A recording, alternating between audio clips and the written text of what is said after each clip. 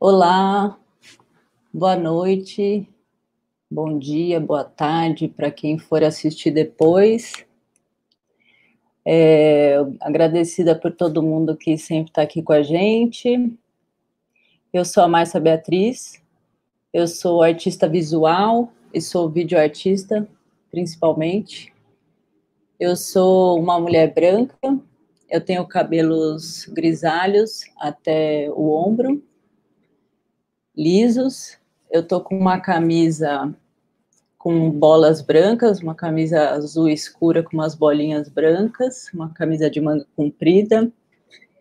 Eu tô com fones de ouvido branco e eu tô num espaço que o fundo é branco e nas duas paredes eu tenho fotografias, no fundo uma pintura colorida, uma pintura contemporânea, e no outro uma cortina.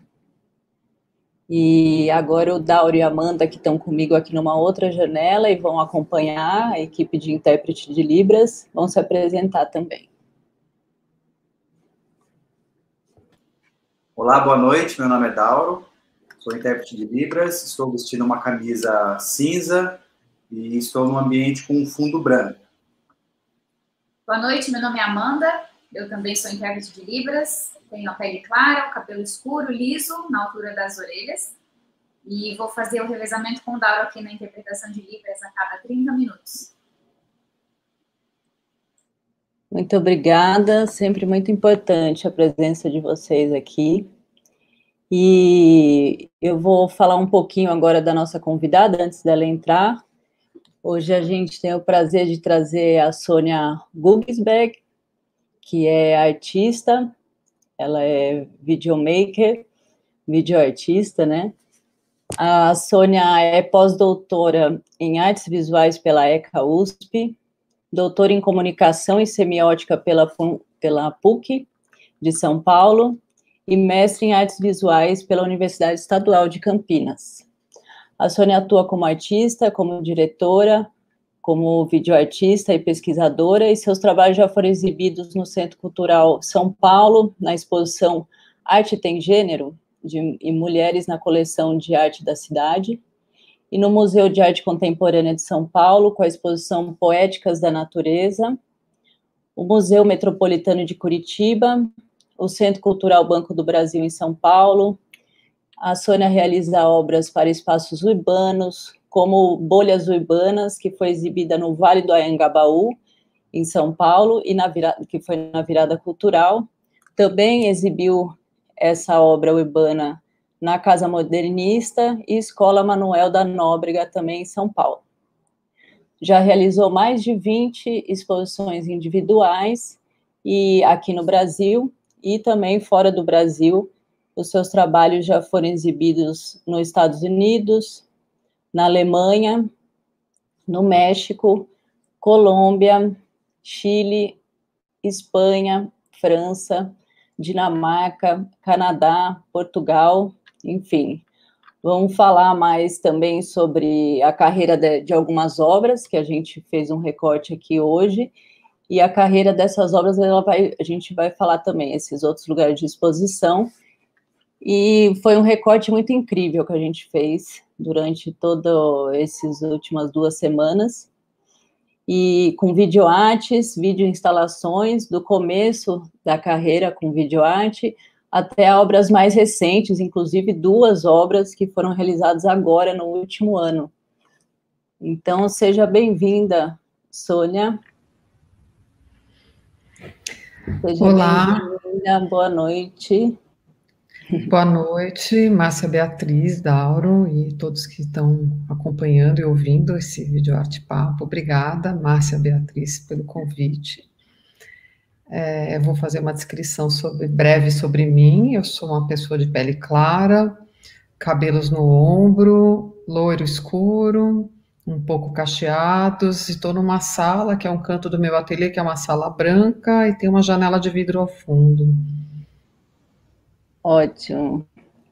Foi muito gostoso o nosso tempo que a gente passou esses últimos dias, um mergulho, assim, literal nas suas obras, que foi muito gostoso. O seu site é muito incrível, E a gente fez um recorte aqui, né, com algumas obras. A gente separou 7 obras para exibir hoje, que é desde o primeiro trabalho com videoarte até o mais recente, como eu falei.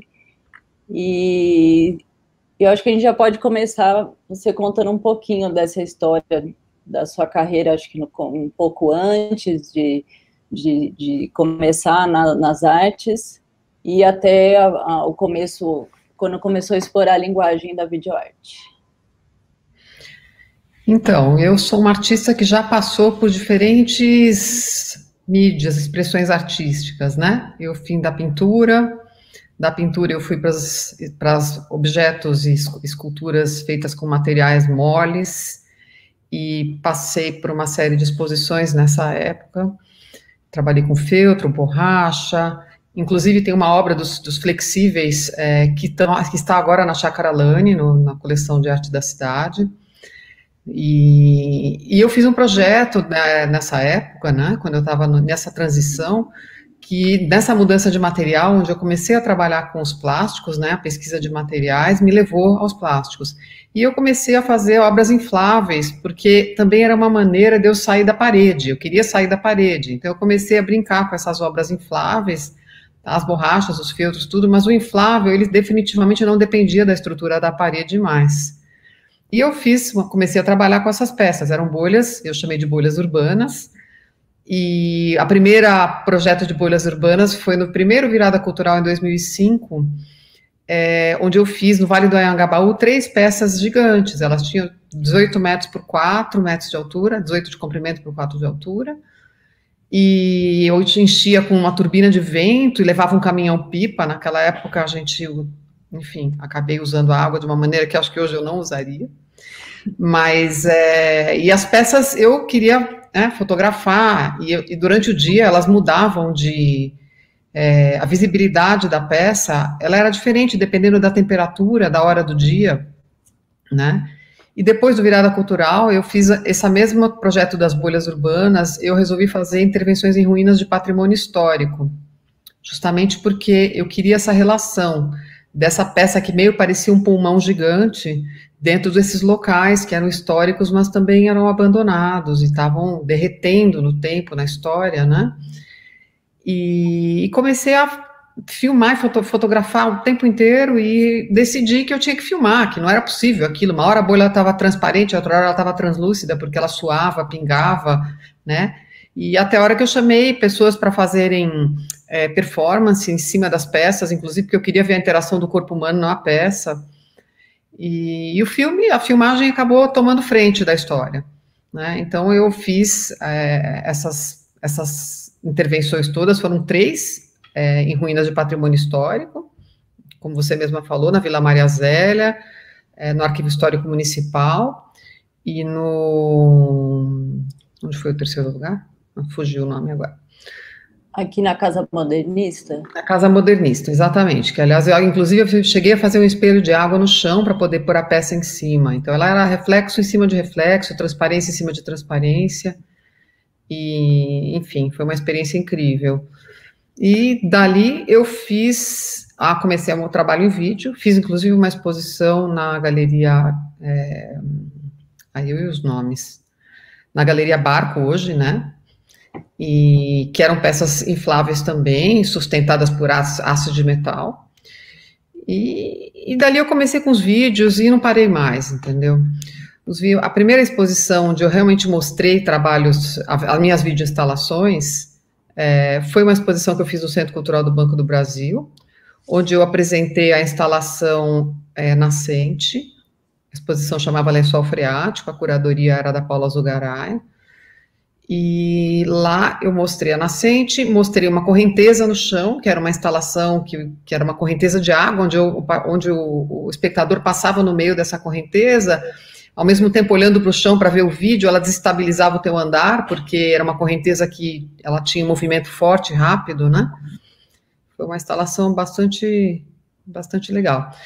E fiz também um trabalho que eu chamei de Linha d'Água, que era uma videoinstalação de 4 telas, a primeira vez que eu fiz esse tipo de montagem, com as filmagens feitas nas bolhas urbanas.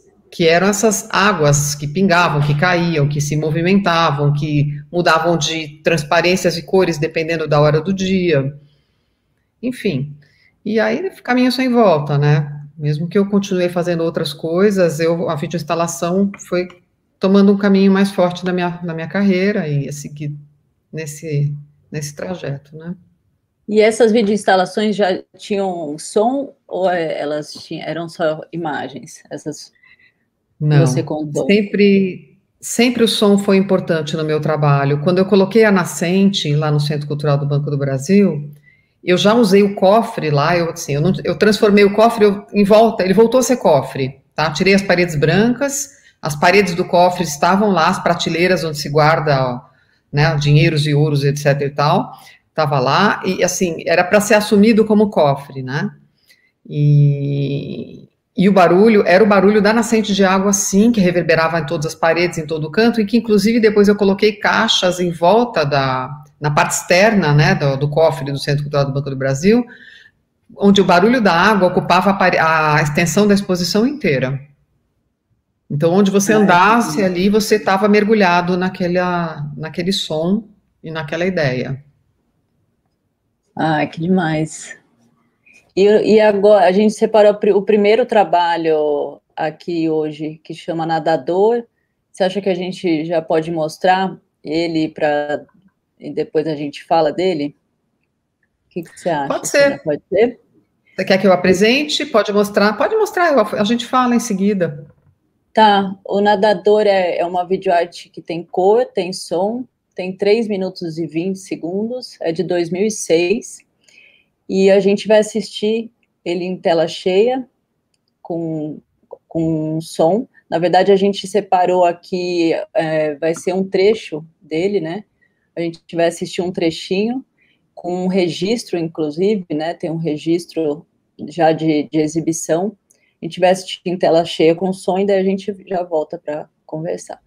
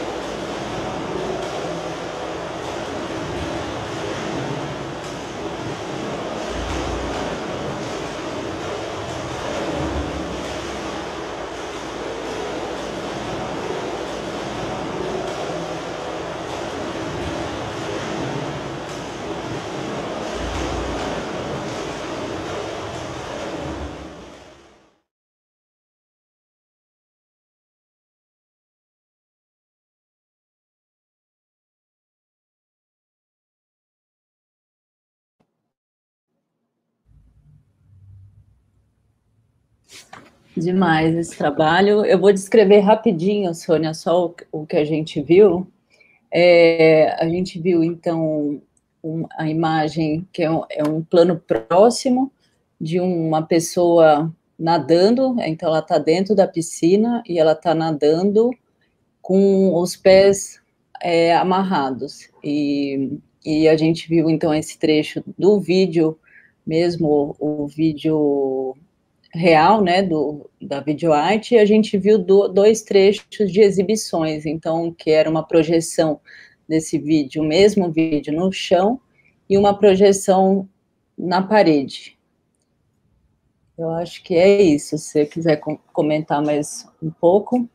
Essas exposições, quiser falar também dessas, onde foram essas exibições. Tá.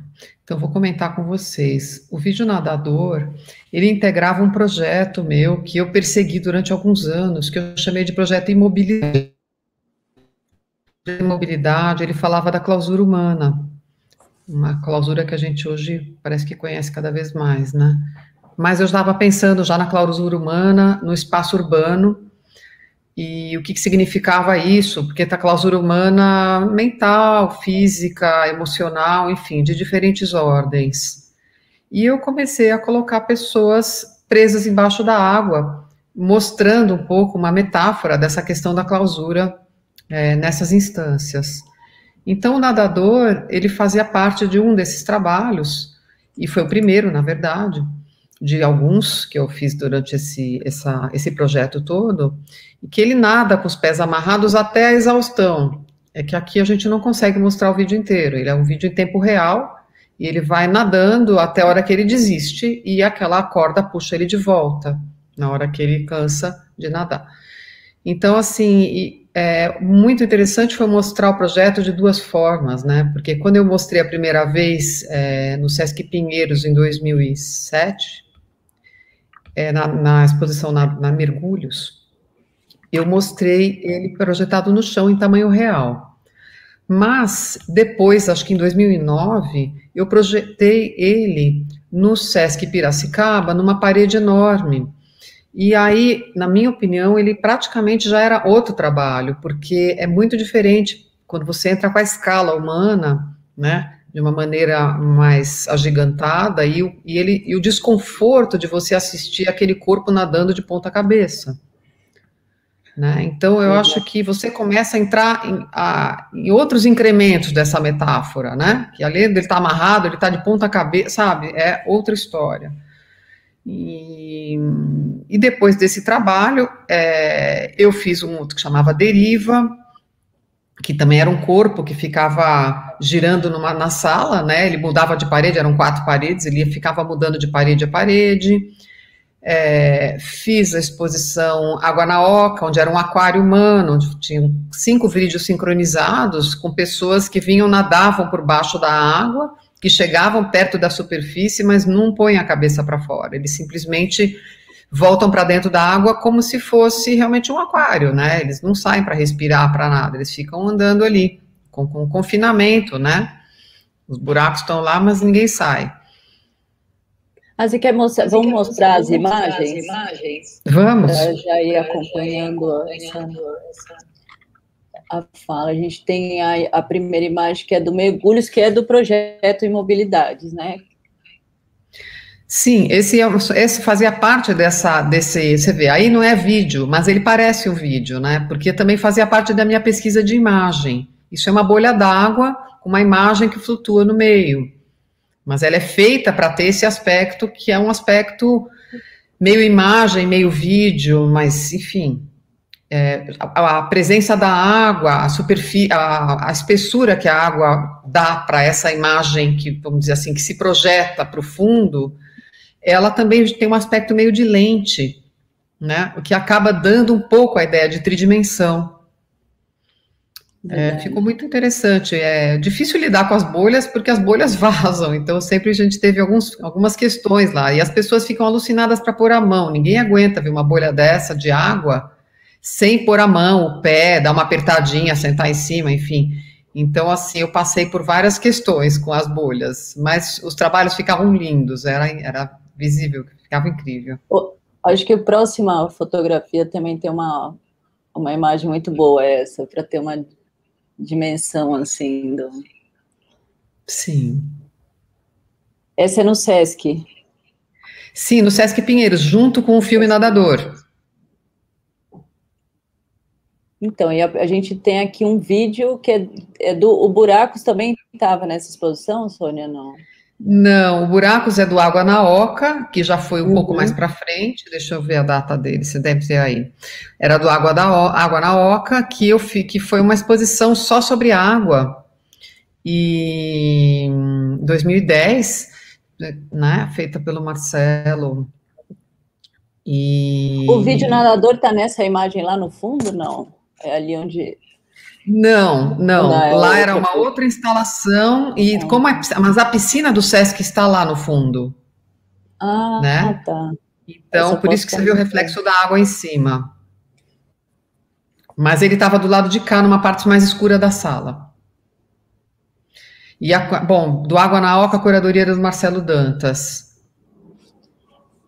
Vou colocar o vídeo do registro buracos, que ele é bem curtinho, mas ele mostra bem também essa dimensão da instalação. Vamos esperar para... vai voltar aqui, mas a gente já vai...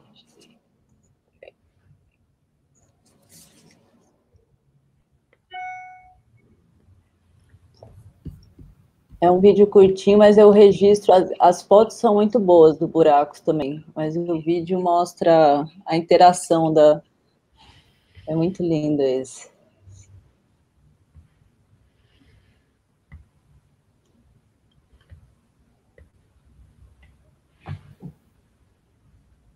E essa projeção, no fim, tem essa máscara, assim, para deixar ela nesse formato?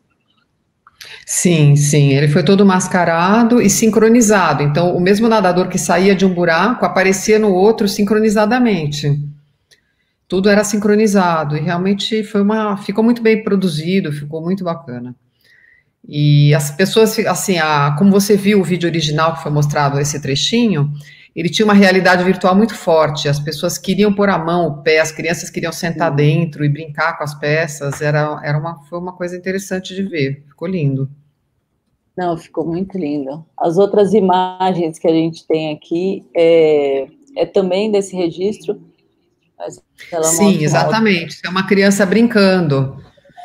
E as pessoas punham a mão, punham o pé, achavam que tinha água ali por causa do buraco e a máscara e a maneira que foi montado, as pessoas achavam que tinha água ali dentro de qualquer jeito, não tinha. Muito legal. E esse quantos projetores? Eram 5, olha, aí mostra, 5. Aqui dá pra gente ver todos, Não, muito legal. E esse tinha som, esse trabalho, essa Sim, sim, também. sim. Em cima, bem em cima onde está o meio da peça, tinha um aparelho sonoro que era uma caixa de som circular que espalhava o som por tudo. O som é muito importante, você não pode trabalhar com vídeo instalação sem colocar o som, né? Porque o som é 3D, ele ocupa todo o espaço, né? Você precisa muito disso. Verdade, concordo.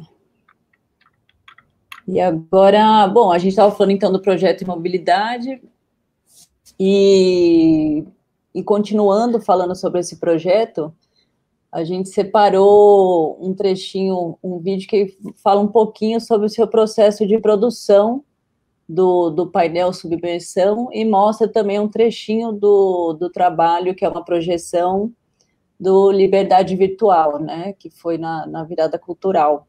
E acho que a gente podia mostrar esse processo de produção, e daí eu queria voltar para você contar para a gente sobre essa produção e sobre como que foi a criação do Liberdade Virtual também, que o Liberdade Virtual é um vídeo que tem cor, né, de 2014, e o Submersão, ele é uma impressão num painel, né, de 2013, e esse vídeo que a gente vai mostrar agora, ele mostra um pouquinho dos dois.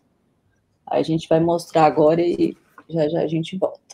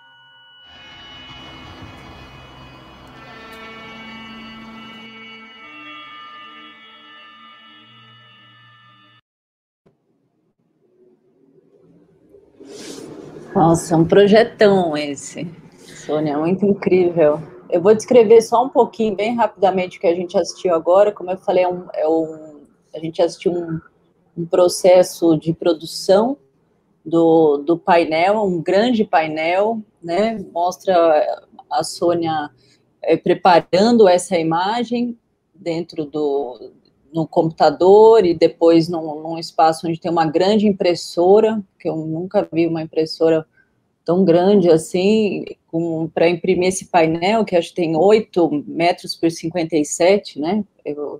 Depois até quero que você me confirme, mas mostra esse processo de impressão, né? Que são imagens como se fosse uma imagem num fundo d'água e com bolhas, né, e crianças dentro dessas bolhas, e no final, nesse vídeo a gente viu uma projeção, que é essa imagem também de crianças dentro de bolhas, projetado acho que era no Sesc Pinheiros, numa parede alta, né, numa estrutura alta ali do prédio, né?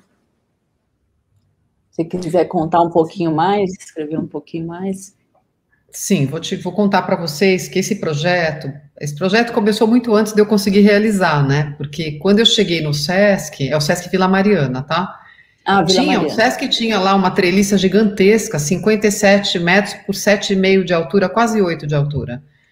E ele tinha uma treliça do lado, assim, que era enorme, onde eles punham, sei lá, não sei se era propaganda, alguma coisa, enfim, era uma coisa muito feia, na verdade. E eles queriam uma solução para aquilo, mas ninguém teve coragem até então de encampar um espaço daquele tamanho que ficaria exposto ao tempo, né, e você não saberia os riscos disso. E o dia que eu foi a Shirley, né, trabalha no Sesc até hoje. Para mim, uma conversa, começou a surgir essa ideia. Eu falei, não, eu vou fazer, porque eu gosto dessa coisa urbana, vamos dizer assim. A escala urbana é uma coisa que me chama muito a atenção, porque eu acho que nós somos verdadeiras formigas, e pronto, não adianta querer lutar contra, entendeu? A pequenez humana, ela está aí para ser vista, né? Então, quando você põe um trabalho desse que mexe com a escala urbana, para mim ele é muito instigante, eu acho muito forte isso. Então, o que aconteceu é que eu estava nessa coisa de colocar as pessoas presas na água e falar muito da clausura urbana, de que as crianças viviam em prédios, viviam presas em seus quadrados, e elas brincavam de alguma maneira fechadas, presas nos seus quadrados, sem perceber o que significava aquilo, né? Que também eram verdadeiros aquários humanos, vamos dizer assim, né? Que, né, você mal põe a cabeça para fora, né? Para respirar. Então, você tem uma coisa assim que sufoca, que te prende, que te enclausura, mas que ao mesmo tempo você acaba se acostumando com aquilo. Era uma discussão que eu tinha, meio forte em relação a isso, né? E o painel Submersão foi a última obra a ser realizada. Então, surgiu essa treliça gigantesca, essa possibilidade de fazer um trabalho lá, só que não existia tecnologicamente equipamentos que pudessem imprimir uma imagem de 450 metros, né? Nem a máquina fotográfica, nem computador com pixels possíveis para isso, né? Gigante, né? Nem máquinas impressoras, nem nada. Então foi uma busca grande, no sentido tecnológico também, de poder ultrapassar tudo isso e conseguir fazer uma imagem totalmente única, porque você não vê os quadrados, onde que ela começa, onde ela termina, porque ela foi construída inteira mesmo. Claro que a impressão foi emendada, mas ela é emendada tão perfeitamente que você não enxerga. Não existe essa possibilidade de você enxergar onde ela foi emendada. E foi feito um tratamento UV, foi feito todo um estudo, inclusive para que a gente tinha medo que o vento rasgasse a lona com o passar do tempo, porque uma impressão em lona, né? Que o sol desbotasse. Nada disso aconteceu, foi um sucesso. Ficou 1 ano e 9 meses lá, foi bastante tempo, E a vizinhança fotografava pela janela, porque em volta do Sesc Vila Mariana são muitos prédios. Então a vizinhança fotografava e falava, nossa, olha a minha vista, o que aconteceu? Eu tinha uma vista cinza, só prédio, agora eu tenho essa imagem aqui, eu tenho um aquário na minha frente, sei lá. Então, assim, foi muito legal ver isso, né? Foi feito todo um projeto de iluminação, então à noite parecia um grande backlight. E isso abriu muitas possibilidades para eu mesma explorar o meu trabalho, né? Em todos esses aspectos. Foi encantador. Então eu mostrei, na verdade, esse painel. Quando eu mostrei, eu já não estava mais envolvida, não estava trabalhando mais somente com o trabalho sob imersão, com a ideia da clausura humana dentro da água, né? Embora a questão humana e urbana, enfim, está na minha vida até hoje, no meu trabalho artístico até hoje, inclusive da clausura. Mas o painel veio desse jeito, foi realizado desse jeito, então as crianças foram fotografadas num estúdio com uma câmera super específica, né? Eu com fotógrafo e tudo, né? O fundo da piscina, da água, também com uma câmera que, assim, era o top do top do top que tinha na época, uma Hasselblad fixa com um fotógrafo, não sei, sabe? Todo incrível. E eu tive que fazer as bolhas uma a uma mesmo na mão, porque aí também eu tinha muito medo de dar para alguém, algum assistente me ajudar, porque eu sabia que na hora que imprimisse um pequeno defeito, virava um gigante defeito, né? Porque uma coisa, você trabalhar 450 metros dentro de um laptop é uma coisa enlouquecedora. Eu tinha que ampliar no limite máximo e ficar assim, centímetro por centímetro, né, acompanhando o que acontecia no processo inteiro. Então foi difícil realizar esse projeto, não foi fácil. Não foi fácil. E o Liberdade Virtual, que é o vídeo, a projeção do vídeo, ele é do registro dessas imagens para impressão, não? Não. As mesmas crianças, claro, né, tudo igual, as bolas, as que foram fotografadas, as mesmas crianças, tudo de propósito para ser igual ao painel, porém, no painel elas estão presas, e no Liberdade Virtual elas estão se libertando das bolhas, e então elas estão brincando com as bolhas, no painel elas estão brincando com as bolhas, e no prédio do lado elas estão destruindo as bolhas. Você viu que você tem duas imagens diferentes. Então, assim, era o final dessa história, vamos dizer assim, era o final desse projeto, a gente mostrou o nadador e esse que foi o último, né, e claro que o conceito continuou transitando em outras obras, mas não mais com a questão da água especificamente, né. Ah, bacana. E aí foi feito com tela verde, eu transformei meu ateliê num grande estúdio, aí você tem que usar, vamos dizer assim, detalhes do cinema, né, tecnologia do cinema para conseguir fazer, foi tudo feito aqui, foi tudo experiência aprendida aqui no local, no ateliê mesmo. Ai, que demais. Olha, Sônia, ó, tem muita gente aqui que está dando um alô, só queria te dizer que tem bastante gente aqui, a Lenora de Barros, a Lucila Meirelles, a Ana, Marina De Falco, Fred Silva, o Will, a Cristina, e daí tem eu vou até retomar um pouquinho, porque perguntaram, a Ana perguntou para falar um pouquinho sobre essa presença da água no seu trabalho, e antes a Lenora tinha perguntado até sobre o som lá do Buracos, né, se o som era ambiente lá no outro trabalho, e a Ana perguntou para falar um pouco sobre a presença da água, então podia juntar essas duas perguntas. Sim. Bom, o som não era ambiente, foi gerado um som que era como eu falei, uma caixa redonda, com uma potência grande, porque ali, como tinham muitos trabalhos juntos, e a oca reverberava muito, e tinha que ter um som local que justifica, que desse conta daquele meio quadrado, que era aquele espaço, se eu não me engano, eram 10 metros por 10 metros. E então, quando os nadadores chegavam próximo da água e as bolhas estouravam, você tinha as bolhas subindo junto com a pessoa. Só que as bolhas subiam e a pessoa não subia, porque nenhum deles põe a cabeça para fora, justamente porque é um aquário humano. Então, continua com esse desafio, né? A questão da água é uma questão bastante complexa, porque ela tem duas coisas que são fundamentais, né? Quando você escuta o barulho da água e pensa na água, ela traz uma ideia de, vamos dizer, de relaxamento, de uma coisa aquática gostosa, né? Vamos dizer assim, útero humano, né?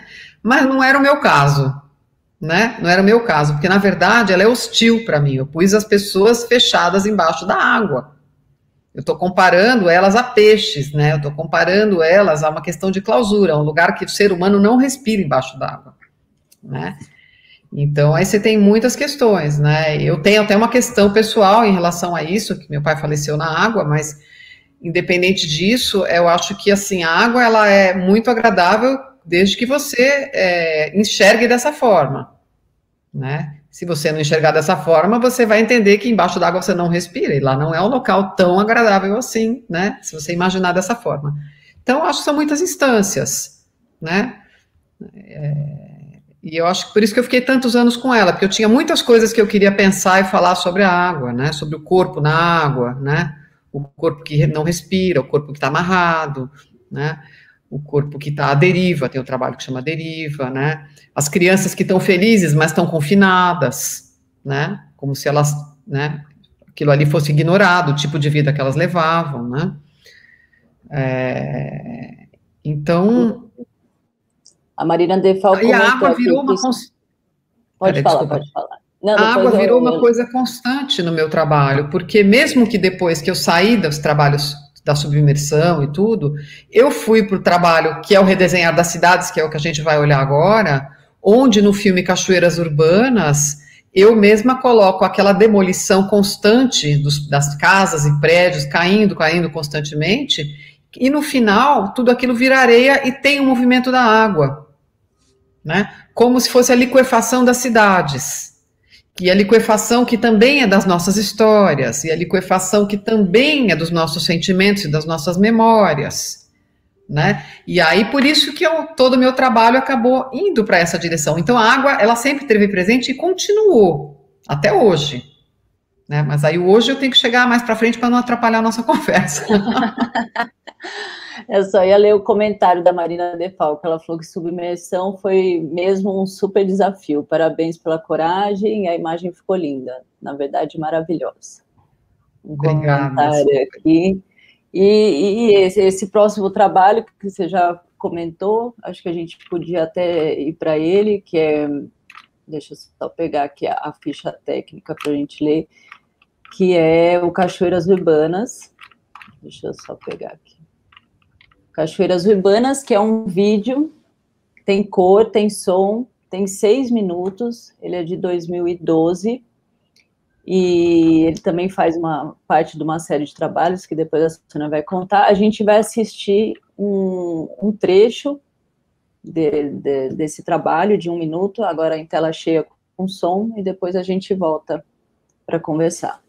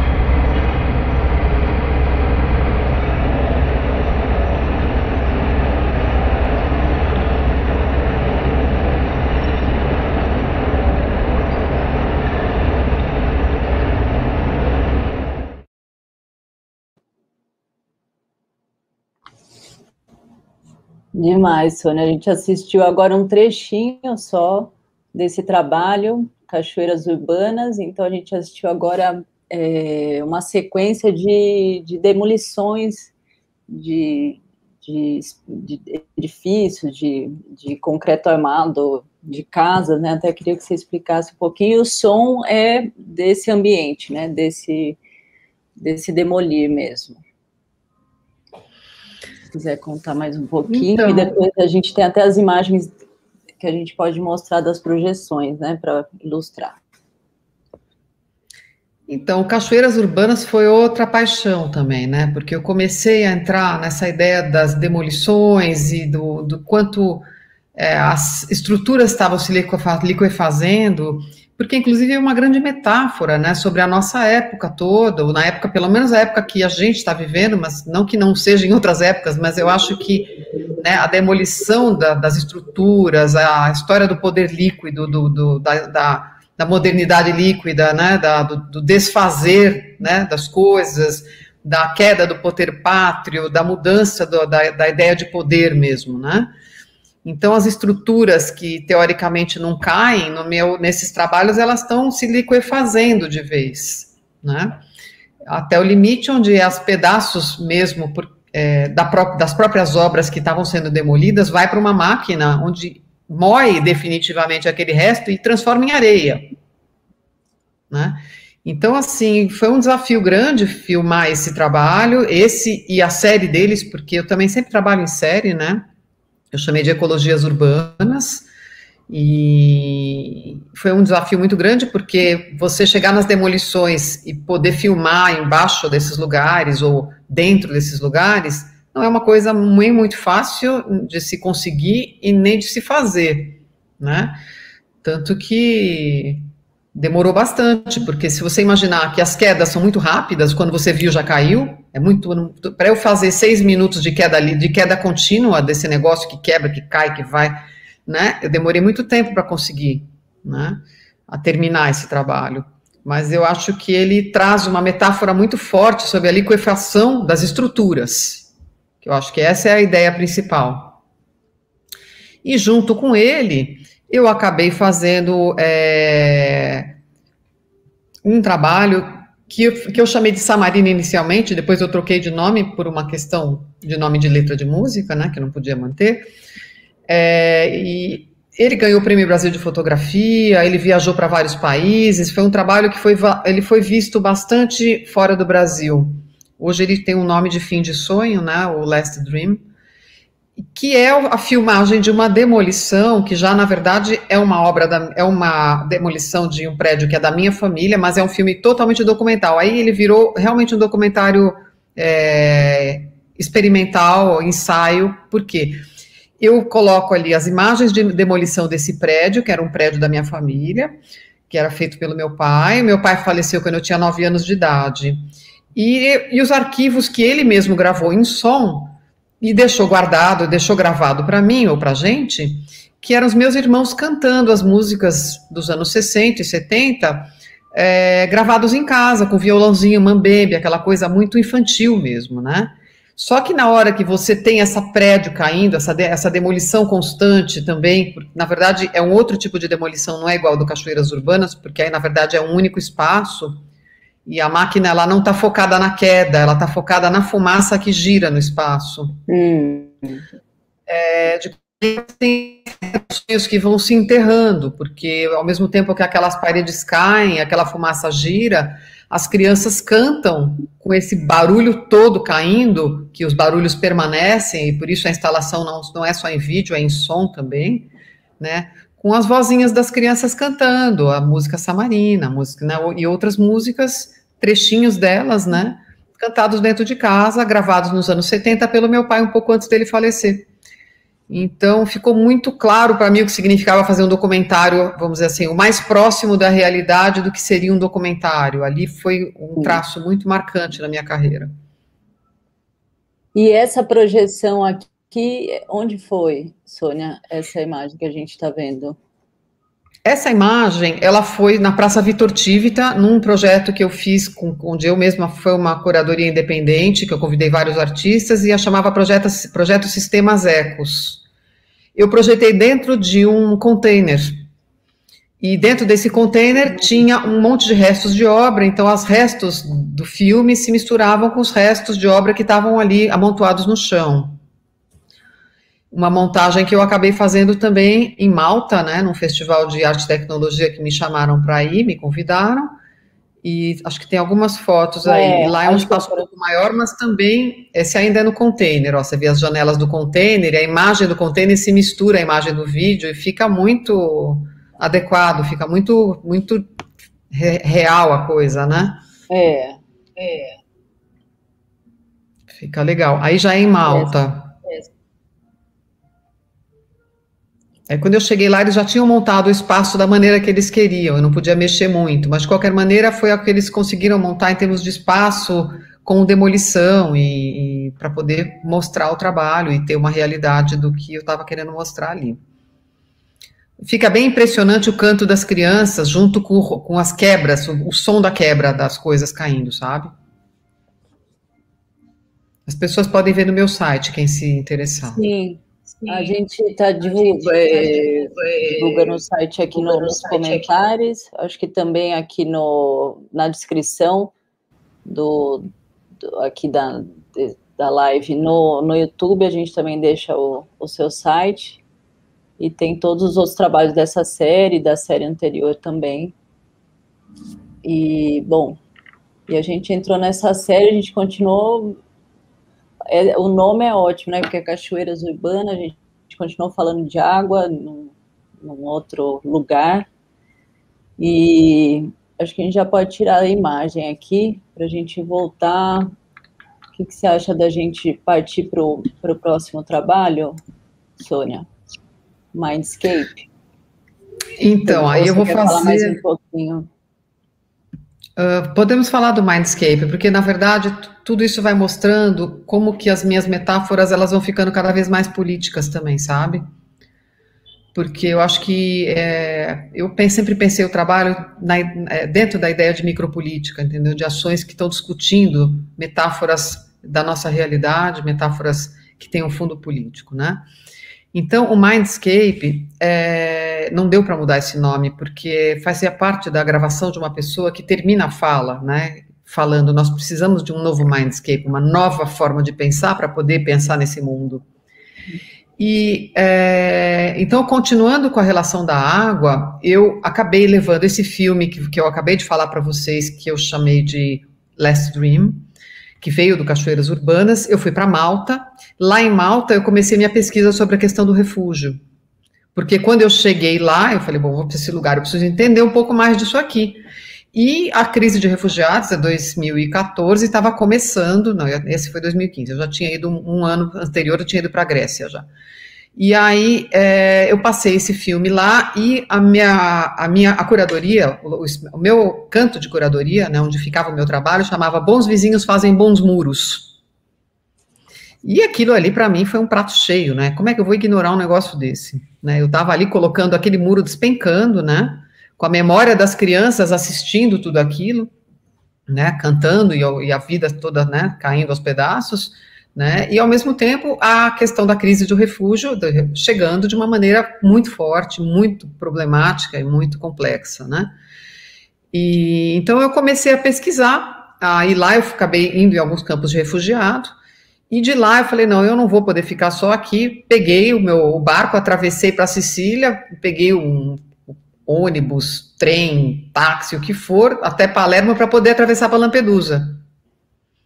E lá eu comecei a pesquisar o meu trabalho sobre a questão do refúgio, né? No meio desse caminho, eu tive esse convite, que foi para esse fórum, Common Action Forum, que é um fórum, uma discussão, uma plataforma social e política de discussão muito forte, que foi fundada pelo ex-diretor da Rede Al Jazeera, de televisão, que foi para Madrid e se uniu a um grupo, inclusive a um brasileiro, Rafael Heiber, que mora em Berlim, e montaram esse fórum e me convidaram. E eu fui para o fórum e me dei com aquela discussão incrível, e eles me convidaram, inclusive, para gravar e fazer um trabalho meu sobre o fórum. Então, o Mindscape, ele é esse trabalho.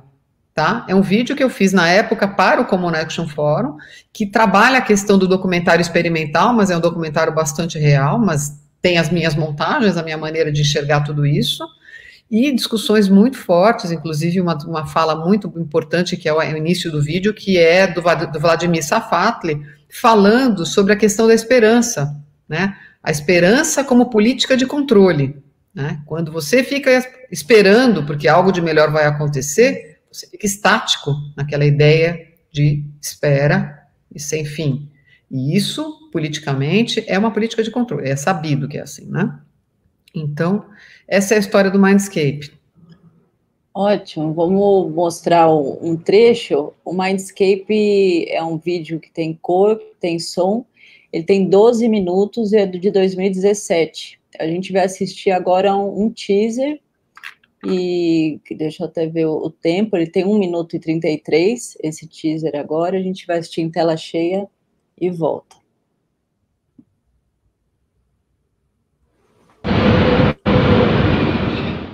Que tipo de afecto el tiempo de las utopías produce? Y lo que tales afectos nos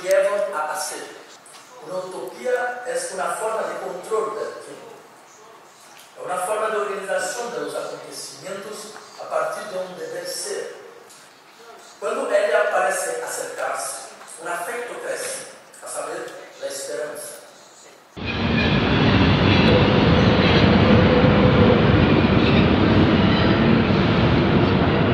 El mejor momento del mundo quizás ocurrió en algún tiempo de nuestro pasado reciente. Quizás el mejor momento del mundo fue un punto peak que ni siquiera notamos. Quizás nos espera un mundo peor, o al menos varios años de aquello. So the crisis that we see is that there is a new political animal. What becomes evident is there is a new demos that has different shapes, different forms, different practices. We need a new mindscape. We need a new mindscape.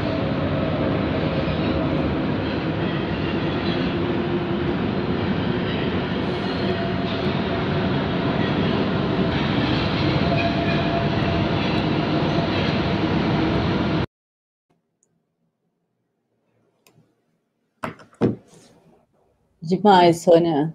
O teaser traz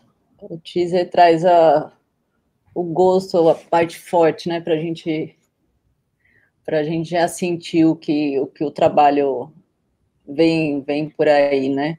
E a gente, só vou descrever rapidamente que a gente viu uma janela agora a gente assistiu o vídeo, ele tem duas, na verdade é um vídeo, acho que tem 2 canais, né, que depois eu queria que você explicasse. Então a gente viu essas 2 janelas dentro da janela maior, mostrando pessoas num espaço assistindo, né, elas estão sentadas num espaço no fórum, né, ouvindo essas pessoas falarem, a legenda que tem em português, com essa pessoa que estava falando, e mostra algumas cenas também de trens, né, eu acho que de metrôs, assim. Se você puder descrever um pouquinho mais, acho que... Sim, essas coisas são maneiras de você trabalhar a metáfora da passagem do tempo, da vida, do movimento, da porta giratória. Toda vez que, de alguma maneira, trocava a fala ou a importância da fala, eu usava a porta giratória para poder... de pensamento e de tempo. E eu gosto de trabalhar múltiplas telas, e cada vez mais eu já hoje eu estou enlouquecida com as múltiplas telas, porque meu trabalho hoje eu quero mais e mais telas, e tá complexo esse negócio, porque agora eu estou fazendo meu trabalho de pós-doutorado que eu acabei de terminar é um documentário 8 telas, né? Uau! Então, que já me rendeu muito trabalho. Mas, de qualquer maneira, eu acho assim, que o nosso ouvido é 3D, a nossa cabeça vira para tudo que é lado, a gente... Né, quanto mais você conseguir trabalhar a imersão, uma coisa em relação à outra, sabe? Eu acho que uma tela em relação à outra, eu acho sempre, não sei, para a minha maneira de trabalhar, eu acho importante, né, para mim, né, para o meu trabalho, uma maneira de enxergar, né, uma coisa em relação à outra, as coisas nunca vêm sozinhas, né, elas estão sempre, né, se relacionando com um conjunto de ideias e de acontecimentos. Então, é meio isso que acontece na multiplicação de telas. Sim, e você falou que exibiu esse trabalho no fórum, que era sobre as crises mundiais, e ele você exibia ele em 2 telas mesmo, ou como a gente assistiu agora o trailer? Ele está em 2 canais mesmo, e com o som sincronizado. Ficou em 2 canais, mas eu tenho em um canal também, eu fiz nos 2 formatos. Eu fiz em um canal e 2 canais, porque dependendo da situação convém ter um canal, se você vai trabalhar com uma tela de cinema, ou se você vai, dependendo da situação, convém, sabe? Então eu tenho dos 2 jeitos. E eu fui 2 anos seguidos para esse fórum, então eu fui esse ano, e no ano seguinte, que eu já estava começando a pesquisa com o refúgio, e que eu já estava com, pelo menos 2 vídeos estavam prontos, né, daí no ano seguinte eles me convidaram, eu fiz uma mostra fotográfica lá, então aquela salão gigante, redondo, aí tinha as fotografias, que eram as fotografias dos barcos afundados em Lampedusa, né, interessante, aquele fórum chiquérrimo, sabe, e todo, né, E eu coloquei todos aqueles barcos de madeira, que são os barcos que vinham da África, não são os barcos que eles atravessam hoje, né, que já, né, são os barcos antigos, que lá em Lampedusa tinha um cemitério de barcos, e eu fui lá para filmar e fotografar isso também. Então, lá no fórum tinha esses caras, eram líderes, na verdade são pessoas importantíssimas, são filósofos, líderes sociais, políticos, entendeu? Pessoas que têm sabe, eles vêm de todos os cantos do mundo, para discutir mesmo essas questões, né? E foi uma experiência incrível para mim. Que demais. Aí, no ano seguinte eu mostrei 2 vídeos e a mostra fotográfica. E essa sua pesquisa como de documentário artístico, eu gostei de ver isso na sua biografia como documentário artístico, porque no fim você pensou nessa forma, assim, de linguagem, de criação, a partir de que trabalho, assim, como um documentário artístico? Porque os primeiros também podem ser considerados assim, né? Mesmo o primeiro foi o Last Dream, que eu ganhei o Prêmio Brasil de Fotografia Ensaio, foi uma grande surpresa, e para mim é muito evidente a força daquilo ali, só na questão documental mesmo, sabe? Na poética também, se eu falar para você que não é documental, para você não vai fazer diferença, porque ele tem uma força pela própria união de imagens e sons, entendeu? Mas para mim, que sei que aquilo foi gravado pelo meu pai, foi gravado por mim, que a nossa história é verdadeira, que aquilo ali tudo está encaixado como se deve, e que constrói um trabalho único, fica muito forte, né? E a sua quando você começou a participar também desse circuito, dentro das artes visuais e depois do cinema, queria que você contasse também como que é pensar esse trabalho dentro dos 2 espaços, né? Qual que é a diferença, talvez, dessa recepção, das formas de apresentação? Olha, a primeira coisa que eu fiz, posso dizer para vocês, assim, desde o meu primeiro filme, todos os filmes que eu fiz, desde o filme até o filme Subsolo, que é um filme de 26 minutos, eu sempre pensei em filme para sala de exposição, né? Eu adorava ver as exposições da Antoni montadas, onde ele coloca as instalações com a vídeo documental, com o seu pensamento. Eu acho que é um direito do artista, entendeu? De questionar o seu tempo, de colocar suas questões ali e trabalhar na sala de exposição isso, né? E eu fui fazendo esse trabalho, porque quando eu comecei a pesquisar a ideia do refúgio, ficou muito claro que aquilo ali não era só uma questão do refúgio em si, vamos dizer assim. Aquilo ali vai estar promovendo, isso é um caminho sem volta, uma mudança no redesenhar das identidades na Europa, acho que de uma maneira muito forte, num caminho que não tem mais volta, né? Aquilo ali, assim, vamos dizer que naquela época, já em 2015, já tinham 6 milhões de pessoas tinham atravessado, né? E hoje, até o início desse ano, a gente tinha 3 milhões e 700 mil pessoas paradas na porta da Turquia para atravessar para a Grécia, porque a porta de entrada é a Grécia, porque dali eles se distribuem para os outros países, né? E só não atravessaram mais porque a União Europeia passou a bancar, a pagar milhões de euros, tanto para a Turquia quanto para a Grécia, para manter as porteiras fechadas, né? E aquilo, para mim, ficou uma coisa muito forte. As pessoas começaram a ser enclausuradas dentro de campos de refúgio, em vez de terem o direito a uma vida melhor, de terem direito a buscar isso. Quer dizer, o medo da mudança foi tão grande, ainda é tão grande, que essas pessoas, grande parte está fechada. Então, assim, é um caminho que se fala cada vez menos, mas isso, vamos dizer assim, é uma bomba de compressão que existe, né? Uma coisa que está ali, em algum momento vai explodir, em algum momento aquilo tudo vai voltar, né? Por quê? Porque tem 3 milhões e meio, quase 4 milhões de pessoas amontoadas na porta da Turquia para atravessar para a Grécia. Isso em algum momento vai atravessar e não tem o que fazer, né? E eu acho que a migração, tanto dos países árabes quanto dos países africanos, ela não vai parar. Não vai parar. Todo mundo tem o direito a buscar uma vida um pouco melhor, né? Sim. E aí o refúgio me surgiu muitas questões nesse aspecto, inclusive a questão da clausura voltou, porque eu fui para os campos de refugiado, né? E eu consegui parcerias e que foi, na verdade, foi um outro desafio incrível, né? Porque eu apresentei um projeto meu para uma ONG, que é grega, que adorou meu projeto e falou, olha, eu vou te ajudar. Eu vou levar para o Ministério da Grécia, e se você conseguir aprovação no Ministério da Grécia, você pode circular por esse campo e fazer o seu trabalho. E eu escrevi um trabalho lá que chamava O Sonho Migrante, que eu acho que o que migra não é só o migrante, o sonho é migrante, né? E escrevi o projeto e eles me autorizaram a entrar no campo e começar o meu trabalho. E o que me ajudou muito, tudo isso, claro, fiz excelentes amigos, tive muito apoio lá dentro. E comecei a ir uma vez por ano para lá, para a Grécia, para filmar as diferentes instâncias, para justamente poder configurar um pouco dessa passagem que não ia ser imediata, né? É uma passagem lenta. Então eu fui 5 anos seguidos para a Grécia, uma vez por ano, para poder gravar. E fui fazendo vários curtas-metragens, até a hora que eu fiz o meu primeiro longa-metragem, que chama Sem Rosto.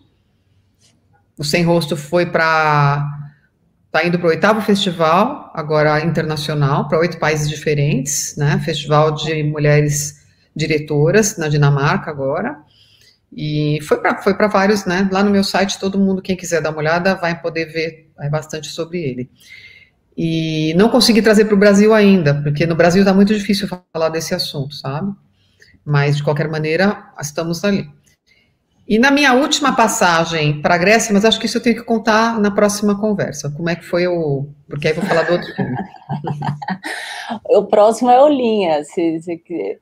Então, deixa eu explicar um pouco sobre o Linha, então, que vale a pena. Numa das minhas passagens no campo, olha, aquilo ali dava para você filmar a vida inteira, tá? Tem muitas instâncias incríveis e interessantes, e são muito tristes também, tá? O Linha é a história, é um menininho que brinca com um pedacinho de linha, porque eles não têm, obviamente, nenhum tipo de recurso, né? Os recursos são zero. Então, ele pega um pedacinho de linha no chão e ele brinca com aquela linha durante um bom tempo. E junto com isso, mostra também umas gaiolas artesanais construídas pelos próprios refugiados ali, que fazem gaiolas com pedacinhos de arame para poder tentar pescar algum peixe. Mas os peixes ali também não existem. Né? No Mediterrâneo não existem peixes grandes, por incrível que pareça, eles conseguiram terminar. E então ele fica ali e a história transita nessa ideia, tá? É a clausura versus a ausência, né, das coisas, ao mesmo tempo o menino tem, né? Ali ele brinca até cansar, ele enrola tudo aquilo, enfia no bolso e desiste da coisa. Vamos assistir. O Linha é um vídeo que tem cor, tem som. Ele tem 5 minutos e é de 2019. A gente vai assistir um comecinho dele em tela cheia com som e depois a gente volta para conversar.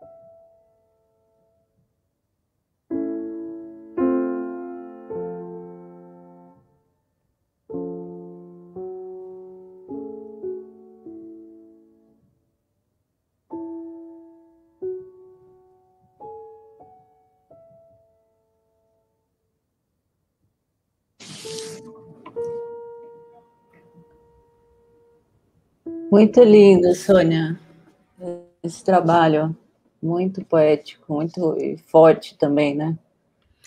Você vê, ao mesmo tempo que ele amarra a gaiola, ele amarra em cima do menino, né?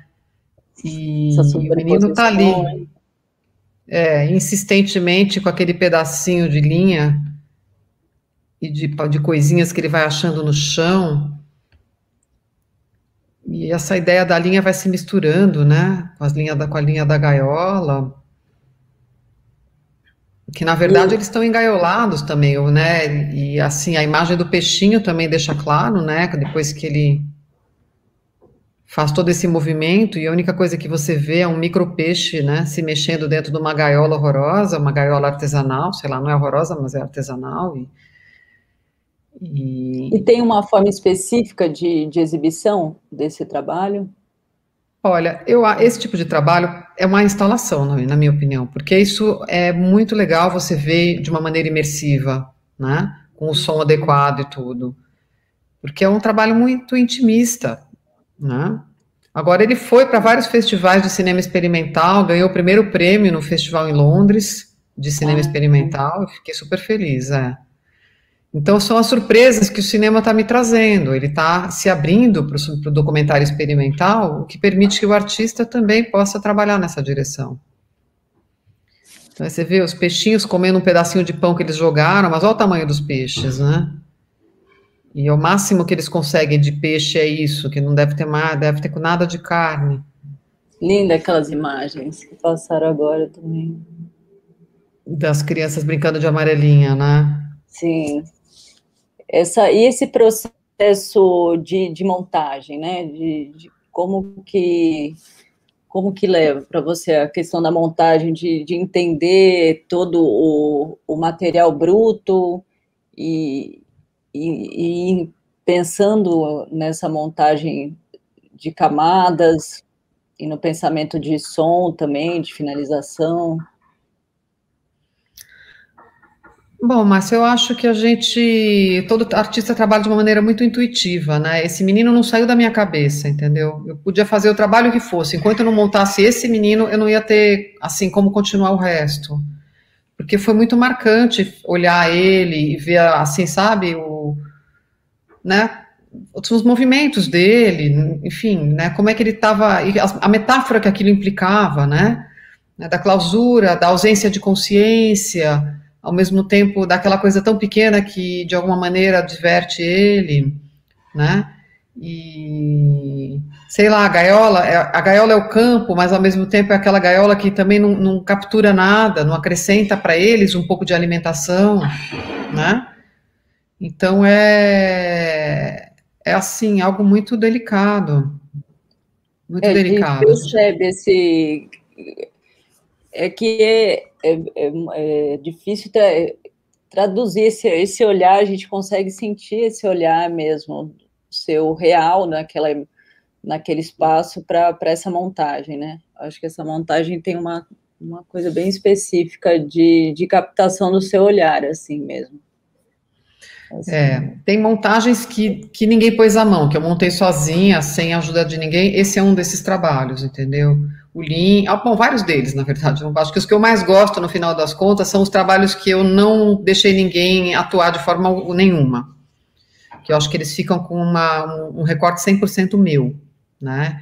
E o Lean é muito isso, né? Assim como o Last Dream também e assim como o filme Partir, que foi para Tudo Verdade também, é um filme que ninguém pôs a mão também, que é um documentário muito pessoal, que eu acho que ele também deu muito certo.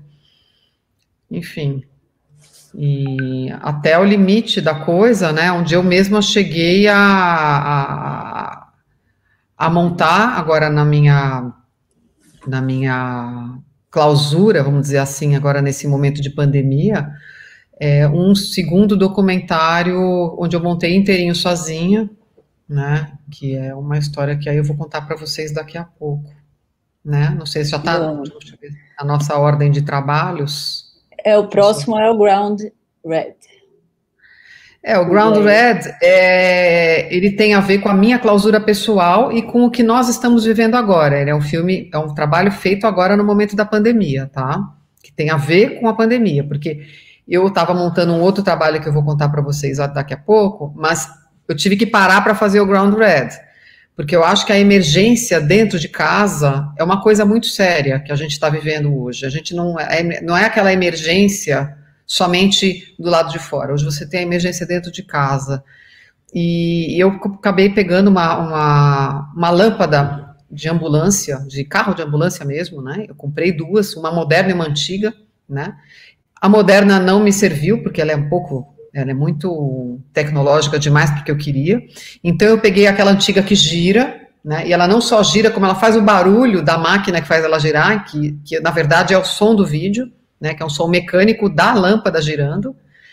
E eu quis gravar uma performance sobre isso, misturando toda essa ideia da clausura, da emergência dentro de casa e desse corpo, né?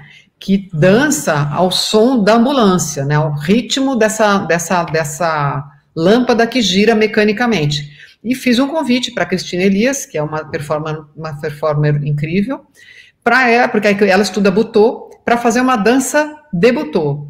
O butô, a pessoa dança, uma dança de origem japonesa, né, logo após a guerra, né, após a bomba de Hiroshima, toda aquela história, né, onde eles dançam com a própria dor. Né? Então é uma dança muito intimista, e a Cristina me apresentou uma performance, eu fiz uma montagem em vídeo, onde eu gravei tudo isso com a luz da ambulância girando, e fiz essa montagem que vocês vão ver. Então o Ground Red é um vídeo que tem cor, tem som, ele tem 6 minutos e 5 segundos, e é de 2021. E a gente vai assistir um trechinho dele agora em tela cheia com som, depois a gente volta.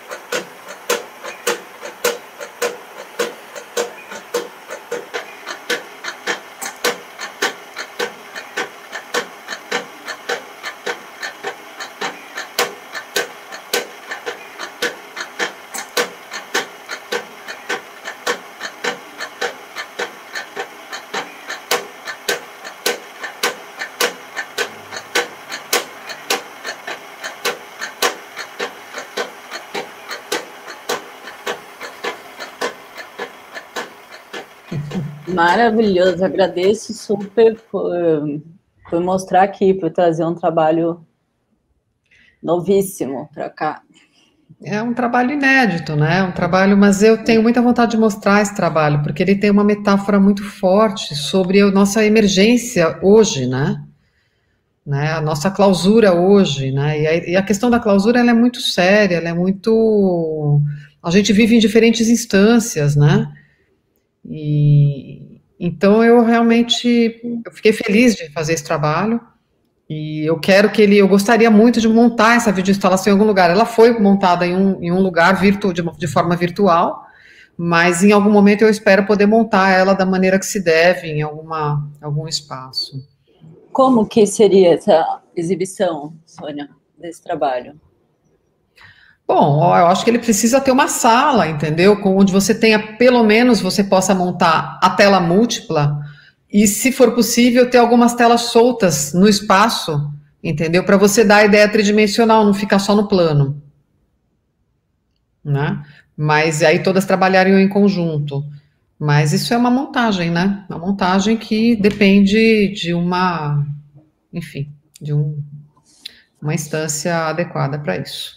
Sim, uma instalação, né? Porque aqui são várias telas mesmo, teria muitas telas. E a questão sonora também, mesmo aqui, a gente com esse som limitado, né, estéreo aqui, por exemplo, né, um pouco limitado, mas já dá para imaginar uma coisa ambiente, assim, uma coisa mais surrounding, assim, né, que eu falo, mais... O meu sonho é fazer a projeção junto com a performer de novo, entendeu? Fazer a performance junto com o corpo da projeção, em ação. Em algum momento eu vou fazer, estou só esperando o momento certo. Ah, bacana. Né? E esse antes você descreveu ele, por isso que eu nem descrevi agora. Estão rolando várias perguntas aqui, que a gente, se tiver um tempinho no final, a gente volta para algumas perguntas. A Cristina Elias está falando que foi um prazer participar nesse trabalho. Tá todo mundo mandando muitas mensagens aqui e perguntas. A gente tem uma obra também inédita, né, Sônia? Sim. Que seria essa, e também o Através dos Seus Olhos, que eu acho que a gente já pode até ir preparando. E o Através dos Seus Olhos, ele tem... A gente vai mostrar um trailer, né, na verdade. Ele tem 96 minutos e é de 2021, e é um vídeo com cor, com som, e a gente vai mostrar só o trailer. Deixa eu só ver aqui quanto tempo que a gente tem de trailer, para deixar... O trailer tem 2 minutos e 20. E a gente vai, então, assistir e volta aqui já. Vocês não querem que eu fale um pouco sobre esse trailer primeiro? Você prefere falar antes? Porque eu acho que a gente podia assistir e falar depois. É que ele vai chocar um pouco a diferença, porque, na verdade, esse não é uma videoinstalação mais, tá? A gente vai cair num trabalho bem documental agora, mas com uma montagem onde eu me vi no direito de montar com as metáforas que eu queria, entendeu? Com sobreposição de recortes e tudo. Mas é um filme, é um documentário longa-metragem que eu montei, que foi sobre a minha última ida ao campo. Acho que eu posso contar, pelo menos, depois provavelmente vai surgir uma discussão boa sobre isso. A minha última ida ao campo, onde eu fui conversar sobre a questão da espera, porque essa espera, que é uma espera muito corrosiva, me deixou chocada. Eu voltei do campo, com o campo no meu coração muitas vezes, né? E não foi um trajeto fácil. E na última vez que eu fui, eu conheci lá um iraquiano que tinha casado com uma brasileira. Uma brasileira que mora na Ceilândia, em Brasília, na comunidade da Ceilândia, quer dizer, uma pessoa de origem simples. E toda a nossa conversa, no fim, eu acabei gravando ela, voltando para o Brasil e gravando ela. É um casal que se conheceu por internet, namorou 4, 5 anos, e ela ensinou português para ele pelo celular. E eu, com aquela história ali, resolvi que eu tinha que gravar aqueles dois, porque era uma maneira de eu unir a questão do refúgio com a questão das nossas clausuras brasileiras, entendeu? Porque ela compara a favela dela, o lugar onde ela mora, ao campo. Ela fala, eu vou, para mim, morar aqui, morar lá, tanto faz. Lá tem ar-condicionado, e aqui? Né? O que eu tenho aqui? Né? Ela não considera muito a questão da liberdade né? Porque ela, com as dificuldades que ela passa, ela não se considera livre. Então, assim, esse vamos ver, chama Através dos Seus Olhos, porque eu acho que eu enxergo através dos olhos deles, porque os dois só falam comigo, né? Ele na Grécia e ela no Brasil, eu sou a única interlocutora. Então, ela enxerga através dos olhos dele, eu enxergo através dos olhos dos dois, eu monto o filme, então virou Através dos Seus Olhos. Ótimo. A gente vai assistir, então, os 2 minutos e 20 do trailer, e daí a gente já volta.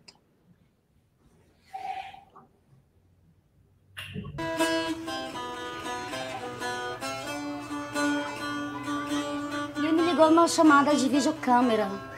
Falei, nossa, gente, não acredito, cara, lá de outro país. E eu sempre tive muita curiosidade de conhecer outros países, outras culturas. Ela não viveu mais sem ele do dia que ela conheceu ele. Fala pra mim tudo. Pai, mãe, irmão, irmã, tudo. Deus está cumprindo, deu uma missão para ser realizada atrás desses dois. Porque Deus age do jeito que Ele quer, como Ele quer, da maneira que Ele quer.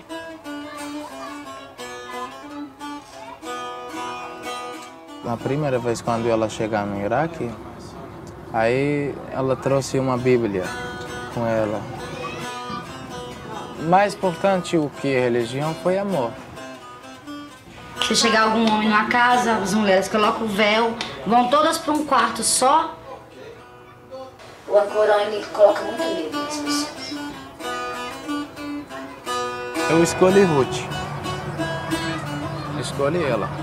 Se eu escolho aqui, eu vou morrer por lá. Se eu escolho lá, eu morro por aqui, então o que eu vou fazer? Meu coração vai sangrar a vida toda, não tem jeito. Porque eles querem me deportar, entende? Porque no dizer deles eu não tinha dinheiro, mas porém eu tenho uma carta convite que a pessoa está se responsabilizando por mim. Então uma coisa de Deus, não tem nem dúvida. Deus está por detrás disso.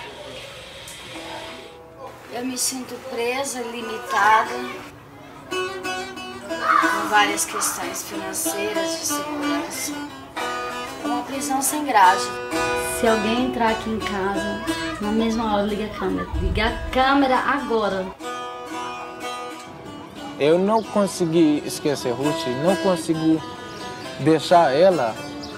Eu e ele sabemos que a gente tem que viver isso, que nós sonhamos, né?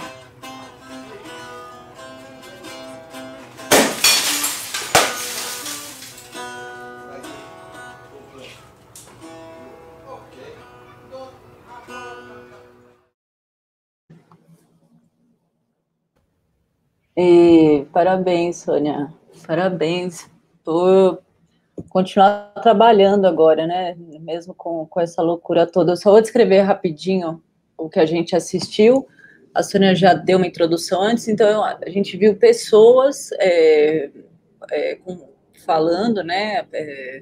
Contando as histórias, que depois a Sônia vai contar, e a gente tem uma sobreposição de imagens que ora é com paisagens, ora com espaços urbanos, de cidade, espaços públicos, com pessoas, com os componentes de ruas, e isso, assim, para ser breve. E se puder contar mais um pouquinho desse trabalho novíssimo também, inédito também. Esse trabalho foi um desafio enorme, na verdade, né? Porque as pessoas me cobravam, Sônia, você está fazendo esse trabalho todo, mas você não está fazendo nada no Brasil. Mas eu tinha feito uma escolha, entendeu? A minha escolha era trabalhar um pouco essa questão da clausura nos campos e da questão das identidades e dessa invasão gigantesca que estava acontecendo lá, inclusive porque a história brasileira, todos os nossos pais, avós, de alguma maneira vieram para cá de navio em busca de uma vida melhor, entendeu? Então, assim, qual o direito que a gente tem de julgar tudo isso, de não compreender o que está acontecendo lá, né? Então, assim, é uma história muito longa. E quando eu cheguei lá e dei de cara que o Mumen, o nome dele é Mumen, ele chegou para mim e falou, você fala português? Eu falo, eu falo. E você fala português aqui, ainda com sotaque brasileiro, né? O que acontece? E ele começou a me contar a história dele. E aí, quando ele começou a me contar a história dele, ele me colocou em contato com ela na hora no telefone. Porque eles ficavam conectados 24 horas por dia. Ele carregava o telefone como se ele carregasse ela. O dia inteiro. E ela também, eles não podiam desligar, o pacto dos dois, eles ficaram anos assim, eu acho que ainda estão, mas enfim. Então ela ensinou o português para ele, isso aqui é ensinando cama, banheiro, copo, enfim, tudo, e ele foi aprendendo, e ele fala português por causa disso, porque ela foi ensinando. E eu achei muito importante também você trazer para a realidade brasileira, entendeu? E trazer esse comparativo dele lá no campo e dela na Ceilândia. E também o fato dele ser um cara de origem islâmica e ela ser filha de pastor evangélico, porque é o pai dela que está lá, aquele senhor é o pai dela, né? Que fica pregando o dia inteiro, né? E, então, assim, é uma história muito complexa que eu não poderia deixar de colocar, porque você tem várias instâncias de importância. Você tem a questão da comunicação à distância, do amor à distância, você tem a questão da religião, você tem o refúgio, você tem a questão da mulher brasileira, né, porque tem a questão né, enfim, muitas questões da mulher brasileira. Então, assim, eu acho que o filme, ele traz várias instâncias importantes, várias discussões, entendeu? Inclusive, desse próprio filme, eu estou fazendo um trabalho, um documentário multicanais, entendeu? Onde o filme vai para festivais, porém o documentário multicanais, ele obviamente não tem 2 horas, né? Ele vai ter um tamanho de 15 minutos, talvez assim, mas que é para espaço expositivo, entendeu? Então, eu acho que são muitas discussões, eu acho que... E foi isso que eu fiquei fazendo. 2020, o ano inteiro, eu fiquei montando esse trabalho sozinha. Eu resolvi que eu ia montar, fiz inteirinho, enfim, não foi nada simples. Claro que tinha uma assistente para me ajudar tecnicamente. Eu não sou uma excelente editora nesse aspecto, mas eu queria que as metáforas fossem montadas. Então, ele é montado em cima, as imagens vão sempre trazendo, vamos dizer assim, uma história visual e uma história falada. Entendeu? E elas vão se entrelaçando. Enfim. Sônia, parabéns pelos seus trabalhos. Foi muito incrível mesmo.